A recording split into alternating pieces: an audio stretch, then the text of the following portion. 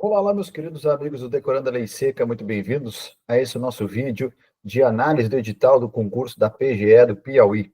Aqui é o professor Leonardo Lagos, professor e coordenador de diversos cursos do Decorando a Lei Seca. E como vocês já devem estar cientes, uma excelente oportunidade para quem se prepara para os concursos de procuradorias bateu na porta das senhoras e dos senhores. Foi publicado o edital do concurso da PGE do Piauí e não podia o Decorando a Lei Seca ficar de fora dessa reta final pós-edital, e nós estamos aqui com uma série de vídeos que nós traremos para vocês sobre algumas temáticas que nós reputamos bem importantes para quem se prepara para procuradorias e especialmente para esse concurso da PGE do Piauí. E esse nosso encontro de hoje, nesse início da nossa série, nós vamos falar um pouquinho sobre o que o edital está cobrando da gente para que a gente possa ser aprovado na primeira fase, trazer algumas dicas de estudos e, na sequência, a gente vai avançando com aulas sobre temas jurídicos, com vídeos mais rápidos, mais diretos, para trazer dicas importantes que vão complementar o estudo de vocês. Nós temos certeza que são temáticas que têm grande chance de incidência, certo? Então, sem maiores delongas, a gente compartilha a tela aqui para começar a apresentar o nosso material sobre a PGE do Piauí. Então, vamos lá. Aqui está Procuradoria-Geral do Estado do Piauí, análise do edital e dicas de estudo. Então, o Decorando a Lei Seca está ao lado de vocês nessa caminhada. Muito bem. O cargo, pessoal, o cargo para o qual foi aberto o concurso é o cargo de Procurador do Estado Substituto. A remuneração inicial desse cargo é de mais de R$ 32 mil, pessoal.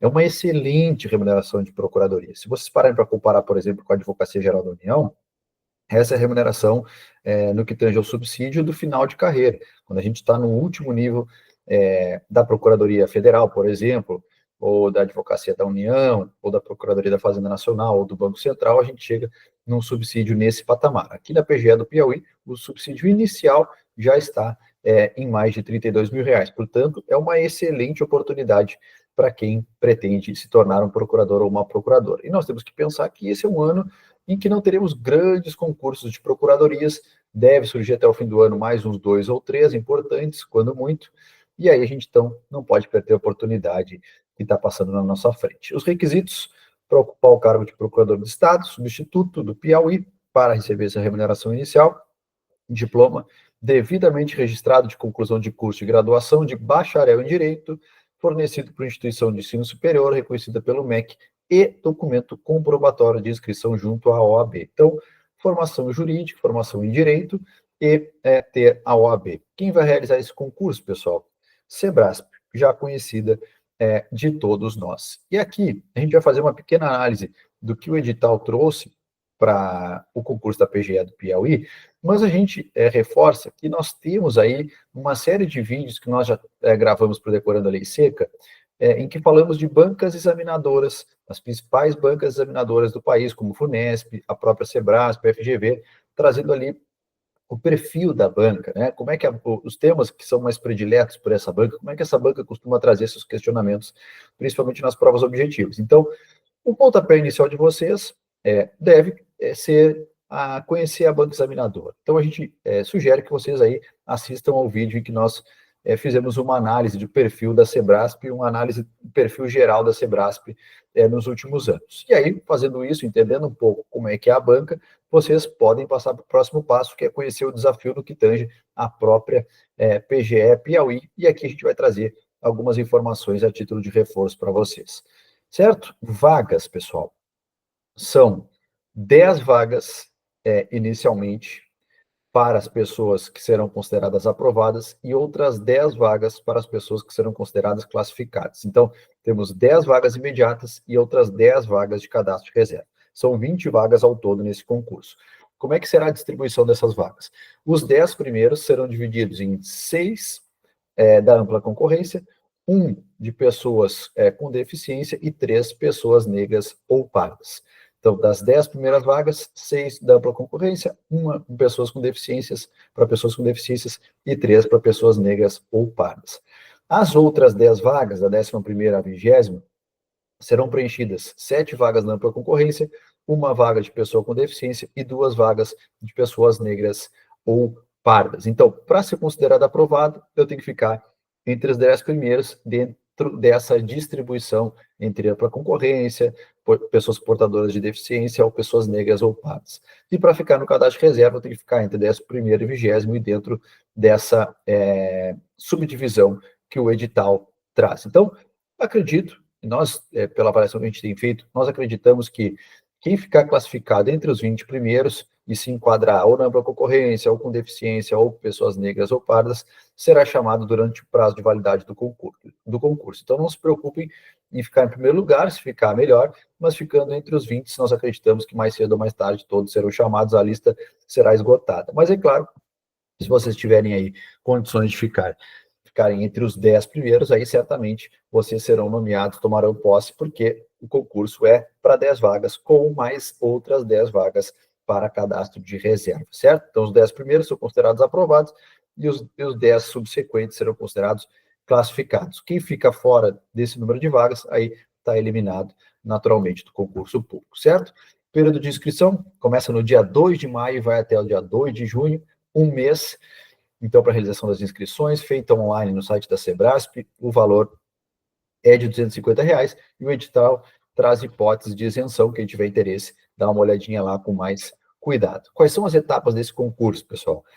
Uma prova objetiva, e é dela que a gente vai se ater um pouco mais na aula de hoje, uma prova subjetiva, uma prova prática, essas 3 primeiras de caráter eliminatório e classificatório, e, por fim, uma prova de títulos ou uma avaliação de títulos. E vejam que legal, concurso de procurador do Estado, concurso top, pagando mais de 32 mil por mês, não tem previsão de prova oral.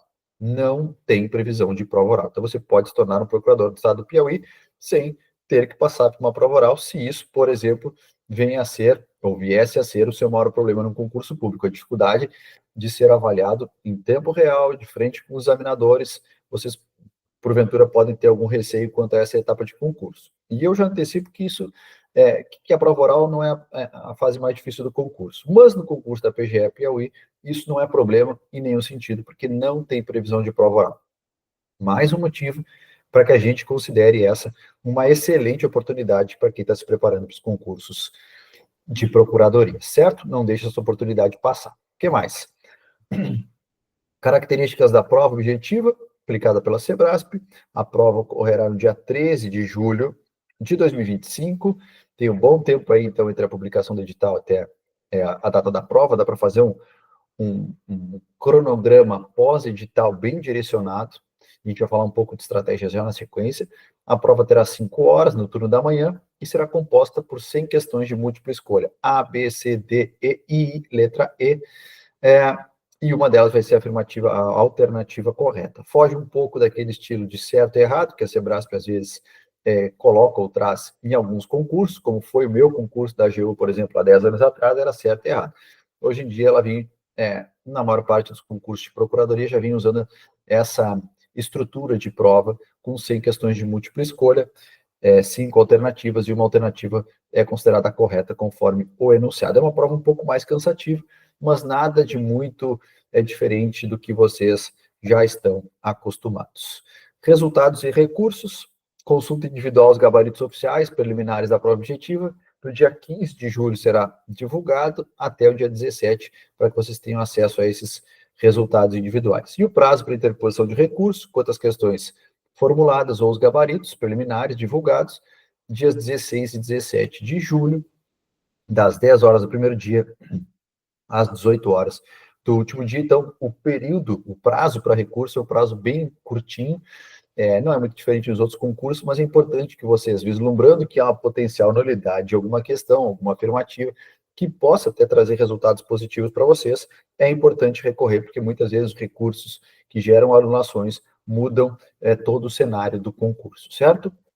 Estrutura da prova objetiva. E aqui a gente já entra, sem maiores delongas, para falar um pouquinho mais aí da nossa prova objetiva. Olha só, são 14 disciplinas que estarão presentes na prova objetiva.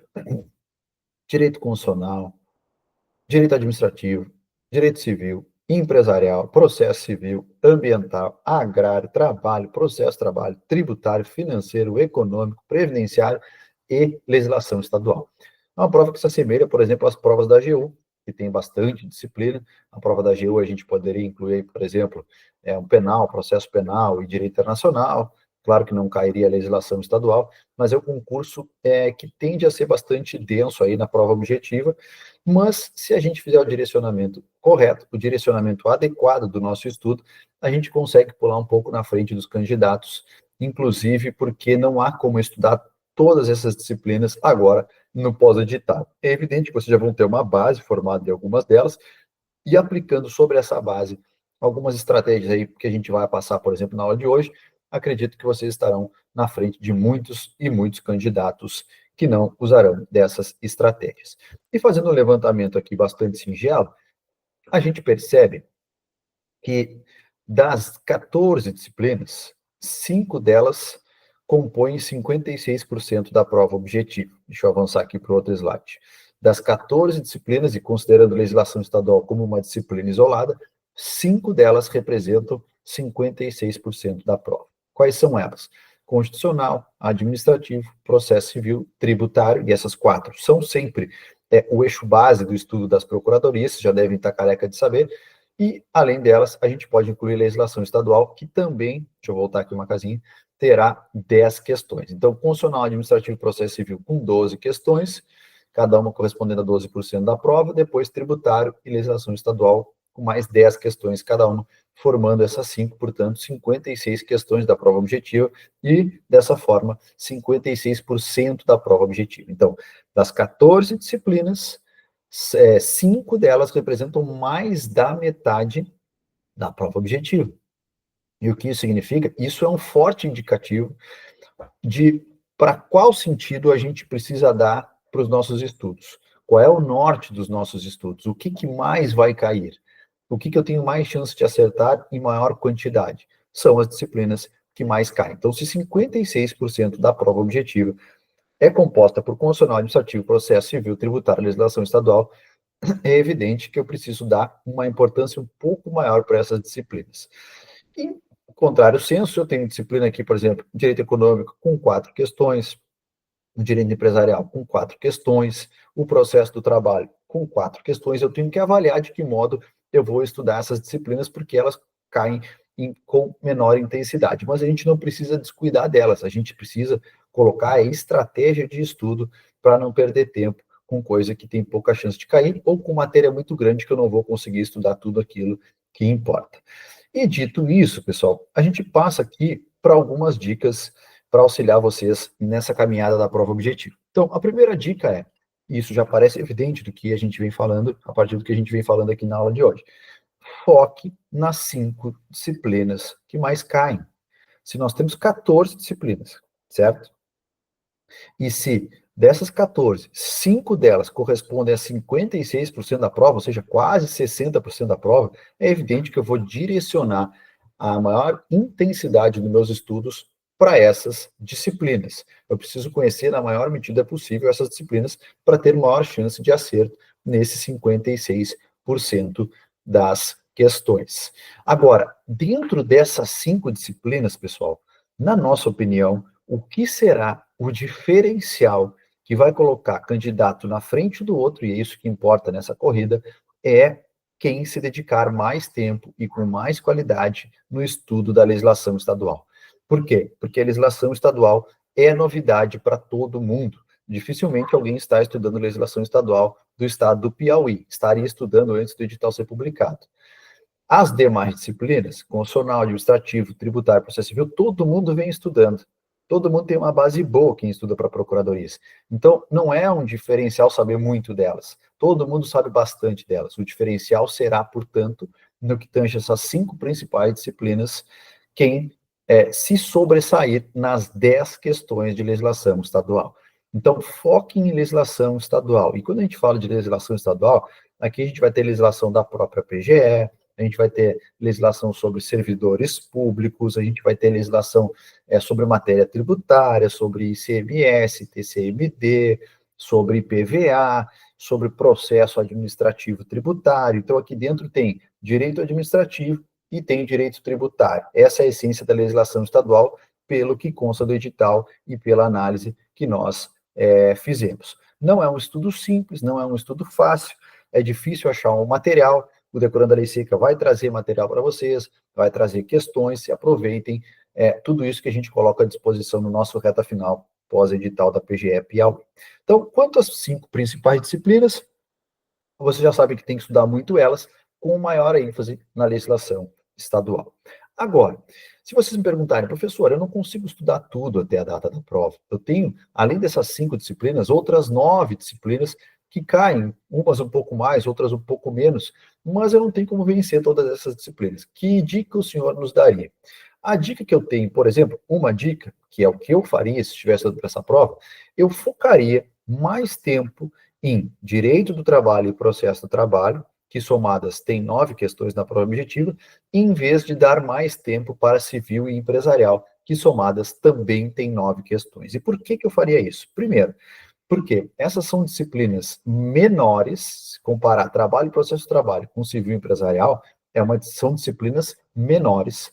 Do meu ponto de vista, são disciplinas mais simples de compreender. Terceiro ponto, pessoal, muitas pessoas não gostam de trabalho e processo do trabalho. E eu tenho visto que isso em algumas provas, um diferencial para quem faz pontos, tira pontos dessa prova além daquilo que o senso comum tira. Então, por exemplo, se eu não gosto de trabalho, processo de trabalho, e eu acabo não estudando e vou fazer prova de procuradorias, eu acabo perdendo alguns pontos em trabalho e processo do trabalho, certo? Agora, se eu tenho uma pessoa que gosta muito dessas disciplinas, ou que, embora não goste, se dedique a elas, acaba conquistando pontos que eu não consegui conquistar. Lá no administrativo, no constitucional, no tributário, no processo civil, todo mundo que estuda para procuradorias gosta e conhece bastante dessas disciplinas. Mas trabalho e processo de trabalho, não. E eu particularmente, sempre gostei e sempre foi um diferencial para mim. Dificilmente eu errava a questão de trabalho e processo de trabalho, enquanto alguns candidatos nem gostavam dessas disciplinas e nem estudavam. Então, era o diferencial que eu conquistava. Então, além de serem disciplinas menores do que civil, processo civil, além de serem disciplinas mais simples de compreender, também é um diferencial, porque muita gente não gosta de estudar elas. E empresarial, em civil, as pessoas mais ou menos também têm uma base.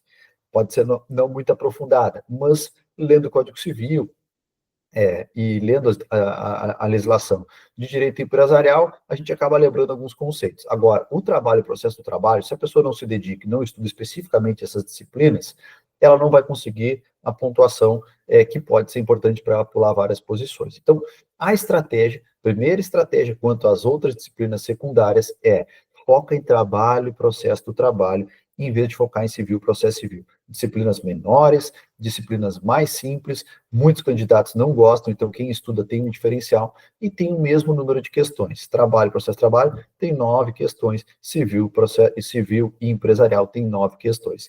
Então, eu direcionaria mais tempo nesse reta final pós-edital para trabalho e processo do trabalho, em vez de civil e empresarial. Não que eu não fosse estudar civil e empresarial, mas eu não me aprofundaria tanto aqui, não gastaria tanto tempo, preferiria colocar mais tempo em trabalho e processo de trabalho, acho que tende a ser um diferencial maior. E ainda, para fechar aqui nessas dicas iniciais, pessoal, quanto às outras disciplinas secundárias, com menor incidência, eu sugeriria que vocês focassem, por exemplo, em direito previdenciário, que é uma disciplina que, na essência, vai cobrar temas do regime geral de previdência social, cuja disciplina é um pouco mais previsível do que, por exemplo, direito econômico ou direito financeiro. Os debates são quase sempre os mesmos. Quem são os beneficiários da Previdência Social, quais são os benefícios, quais são os seus requisitos, e alguma coisa de jurisprudência do STJ, do STF, porque tem bastante sobre essa temática. Mas eu nunca entendi previdenciário como uma disciplina muito difícil. Eu sempre achei, por exemplo, financeiro mais difícil e econômico mais difícil. E talvez o agrário, dependendo da profundidade que essa disciplina venha na prova. E o ambiental também é uma disciplina que não é que seja simples, mas é uma disciplina previsível, porque os temas que costumam cair em direito ambiental, eles são repetitivos. Princípios de direito ambiental, os licenciamentos, as espécies, os requisitos, responsabilidade civil ambiental, responsabilidade criminal ambiental, competência legislativa para tratar de determinadas temáticas, enfim. Então, previdenciário e ambiental são duas das disciplinas secundárias que, ao lado de trabalho e processo de trabalho, na minha opinião, vale a pena vocês investirem um pouco mais de tempo do que, por exemplo, ficar estudando e decorando demais o direito financeiro, ou entendendo o direito econômico, para quem nunca estudou direito econômico, ou entendendo um pouco mais do agrário com profundidade, para quem nunca estudou direito agrário. Eu entendo que previdenciário e ambiental está mais na ordem do dia, a gente consegue se familiarizar mais naturalmente com os institutos e com as nomenclaturas do que outras disciplinas. Eu, particularmente, sempre tive alguma dificuldade em estudar direito financeiro, eu acho financeiro uma decoreba bárbara, assim, estudava, ia bem nas provas, relativamente bem, mas passava um tempo eu esquecia. E o previdenciário sempre foi uma coisa mais automática para mim, eu consegui enxergar muito mais o previdenciário na prática, de modo que a retenção do conhecimento de direito previdenciário sempre foi muito maior para mim. Então, é a sugestão que eu dou para vocês no que tange essas disciplinas secundárias, tá? Então, para fechar essas dicas iniciais da aula de hoje, focar nas 5 disciplinas que mais caem e, dentre elas, dar uma ênfase especial para a legislação estadual, que será o diferencial dessa prova. Depois, nas disciplinas secundárias, dá uma importância para trabalho e processo do trabalho, se dediquem, se debrucem sobre essa disciplina que cai em todas as procuradorias, não são difíceis e é um grande diferencial, deixando o civil, que é gigantesco, o empresarial, que quase todo mundo acha chato, um pouco mais de lado em relação a essas. Foquem em previdenciário e ambiental, como uma disciplina que vocês podem ter mais facilmente uma familiaridade do que um financeiro, do que um econômico, do que até um agrário, por exemplo, certo? Direcionando o estudo de vocês nesse sentido, vocês já vão na frente da maioria dos candidatos, acreditem em mim. E o que esperar para fechar a aula de hoje, pessoal? O que esperar da prova Sebrasp para a PGE do Piauí? Se vocês assistiram já, ou se não assistiram, a gente sugere que assistam o nosso vídeo sobre a Sebrasp, vocês vão entender o que a gente está falando aqui, sobre o perfil dessa banca. A gente espera uma prova com enunciados objetivos, mas sofisticados. Apesar de enunciados em alguma medida simples, as afirmativas vão exigir um conhecimento refinado de vocês, com detalhes normativos e jurisprudência de ponta. Alguns pega-ratões no que tange a letra seca da lei, e cobrando de vocês o conhecimento refinado em jurisprudência. E aí a gente passa para o ponto 2, presença forte de jurisprudência da STF e do STJ. Costuma vir nas provas objetivas da Sebrasp, de procuradorias, pessoal, muita jurisprudência consolidada das cortes superiores. Temas fixados em sede de repercussão geral pela STF, temas fixados em recursos repetitivos pela STJ, por exemplo, súmulas vinculantes dessas cortes, são extremamente importantes de se estudar. Mas não é só isso, pessoal. Não é também incomum que a Sebrasp traga nas provas objetivas jurisprudência não consolidada, entendimentos recentes, mas que ainda têm alguma controvérsia nas cortes superiores. E isso gera aí a necessidade de um conhecimento atualizado e aprofundado dos informativos da STJ e do STF para essas provas de primeira fase da Sebrasp. Então, se eu tivesse uma sugestão para dar, conheçam os principais julgados da STJ e do STF, mas não deixe de conhecer também julgados, vamos chamar assim, secundários, que não foram lá fixados e não são teses consolidadas, mas são julgados que foram publicados informativos e que, embora possam ter alguma divergência ainda dentro das cortes, dentro do STJ, dentro do STF, a Sebrasp gosta de cobrar de vocês, certo?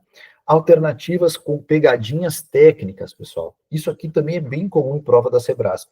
A diferença entre a certa e as erradas, as afirmativas, geralmente está em um adjetivo, numa exceção, num dispositivo omitido. É comum também que a Sebrasp, em 2 ou 3 das 5 alternativas, façam parecer que elas são corretas à primeira vista, mas contêm algum vício técnico oculto, como, por exemplo, um erro de competência, um erro sobre o regime jurídico, um erro sobre prazo específico. Então, nas provas Sebrasp de múltipla escolha como essa, muitas vezes a gente tem dificuldade de eliminar alternativas, que é a primeira estratégia que a gente usa para essas provas. A gente lê as 5 alternativas e exclui aquelas que, evidentemente, não são a resposta correta.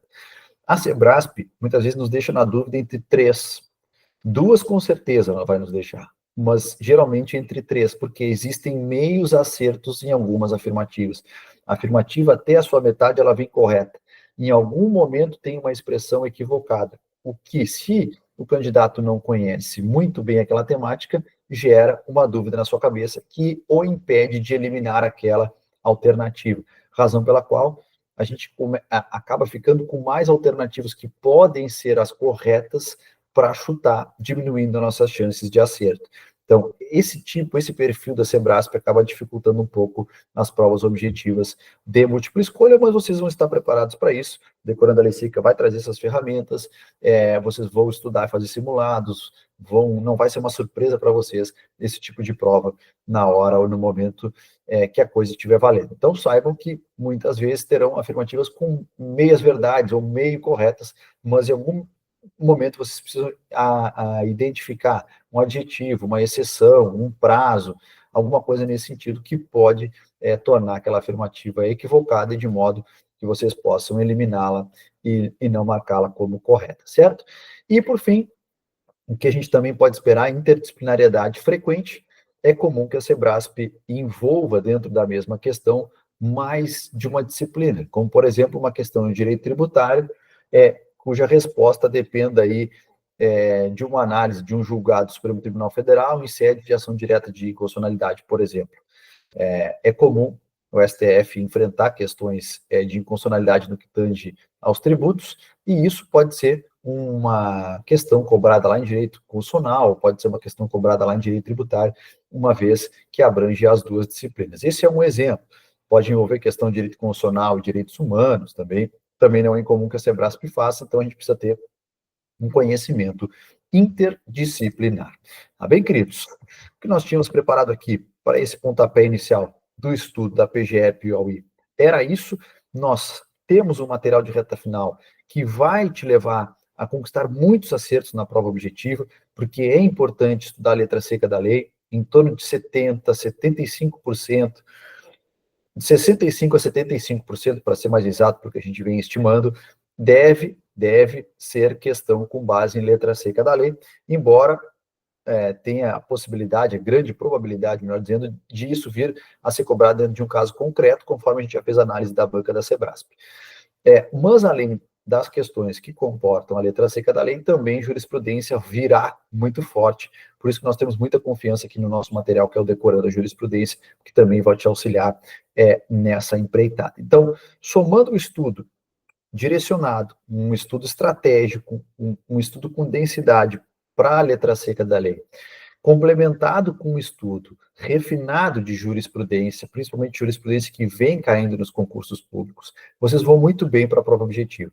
Ah, professor, doutrina. Vai cair pouquíssima doutrina, talvez não chegue a 5%, 10%, quando muito, de doutrina nessa prova objetiva. Podem colocar 10%, mas eu não perderia muito tempo nesse reta final pós-edital estudando doutrina, eu focaria em letra seca da lei e jurisprudência, no sentido do que nós aqui acabamos de trabalhar.